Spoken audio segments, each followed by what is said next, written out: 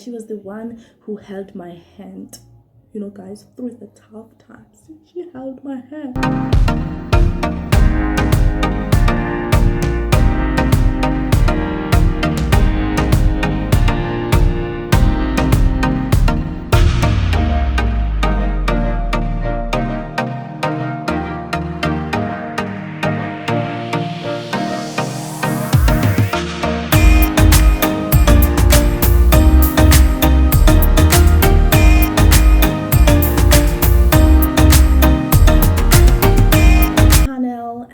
Me, myself, and Medisyne.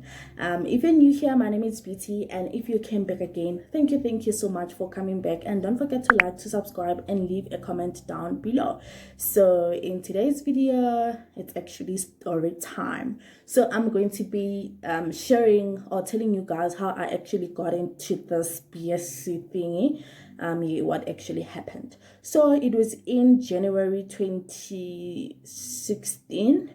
After getting responses from other universities telling me that I'm not accepted into my choice, into my career choice, I had to go to another university of choice. And when I got there, what actually happened is like, okay, when I got there, there were a lot of queues. Like the university was not into the online thing yet, so everything was done manually at most. So you had to apply manually, and in January you had to take your results, your high school results, and go and submit them manually, unlike other universities. So when I got there, like, there were a lot of queues, guys, like a lot. And then fortunately, when I got there, my first choice there, it was optometry. So when I got there, they said those who applied for optometry, they grouped us and took us into this. There was this other big hall, so they took us there. So in the big hall, like, there were like different faculties everywhere.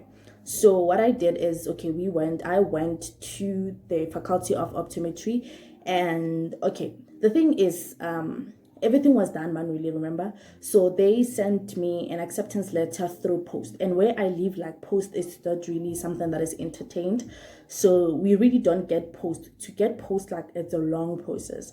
So I actually didn't have any acceptance letter, and since it was not using online thingy, so everything was done manually. So when you go there, they didn't check you on the system whether you're accepted or not. What you did is you either show and you take out an acceptance letter, or you submit your results. So when I got the lady that was helping, she said the space is full, so she's going to put me on a waiting list. And in the meantime, she was like, but a waiting list is not something that you should actually, like, you know, put your faith on, because like a lot of things can happen and a lot of things can go wrong. So she advised me to actually go to other faculties, and she said I should actually go to the BSc faculty, because it's one of the faculties that can get me through what I actually want. If I want to branch into health sciences, then the BSc is one of the courses that can actually allow me to do that.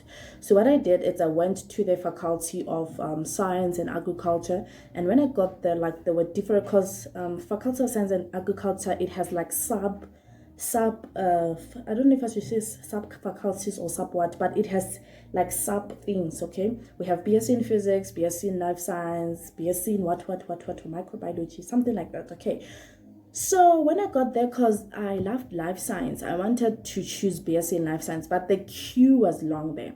And when I was on the line, this other student assistant came, and then he took my results, and he was like, okay, your marks are, you know, so it's better, because here, like, the queue is too long, so it's better for you to do physics, okay, to just go to that BSc physics. And I was like, physics, I have to do maths, and by that time I hate maths. And he was like, no, like, these things, they are not like really that much of a difference, okay? Because there was that mentality that okay, for you to be able to branch into a health science something, you have to do like BSc in life sciences. So in physics you can't do, like, it's just like a myth of some sort. So yeah, so what happened is, okay, I went there, and the most surprising thing is, there was no one there.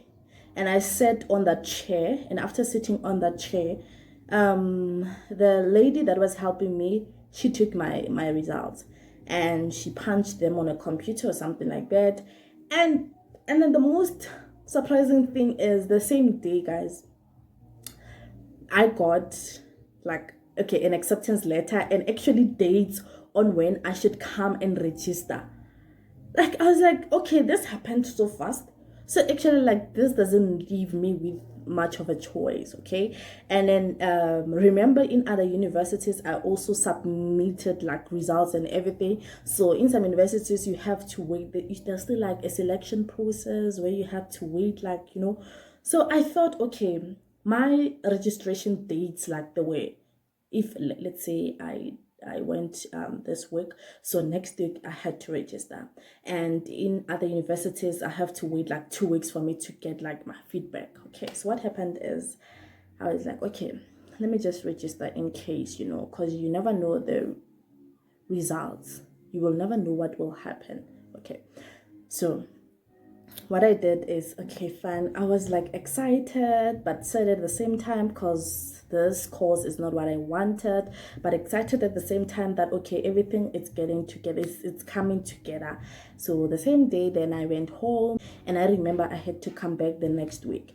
And fortunately, okay, her name will keep on popping in my videos, because like, she played a very important role in my life, guys. Her name is Tando, my mentor. She was also supposed to go back and register, because she was also doing something. Okay, so she had to go back to register at her university, which is the same university that I got an acceptance letter in. We went together to the university, and I slept at her room. Like, she really helped me a lot. So I slept at her room, and after sleeping at her room, the next day, like, I think it was registration day, and therefore she accompanied me to like the university, because like, I was so naive, I didn't know anything. So she was the one who held my hand, you know, guys, through the tough times. She held my hand. We got there, and then before you register, you need some financial clearance. So I had to go to the financial offices and apply for bursaries,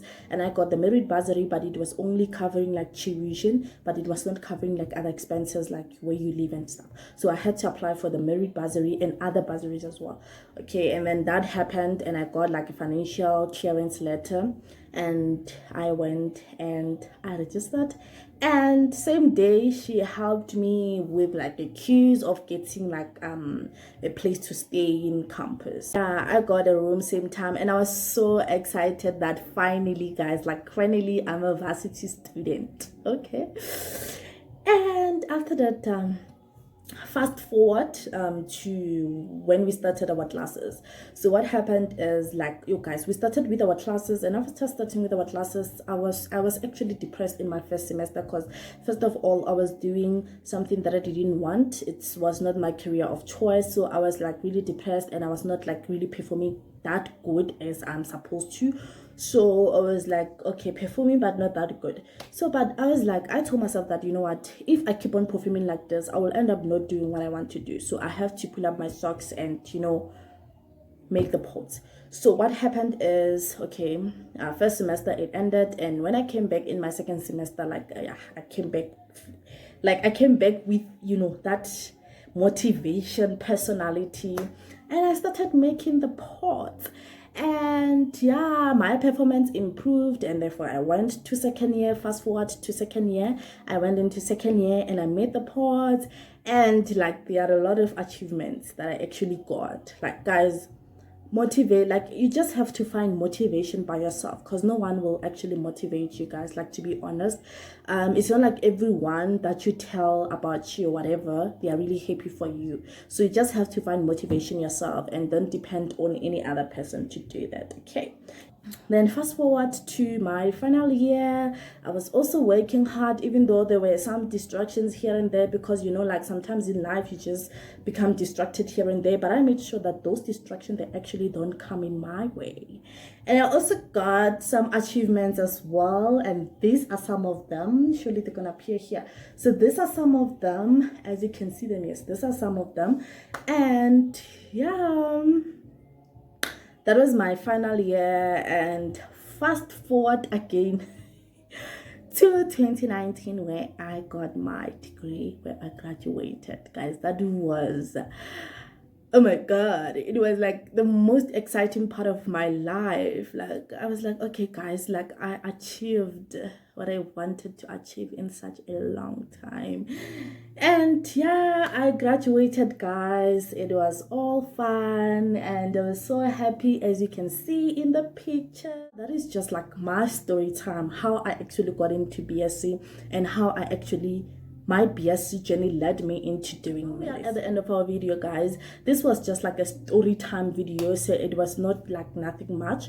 Yeah, so thank you guys for watching. I really appreciate you guys, and don't forget to like, to comment, and subscribe. Okay, yeah, so from me to you.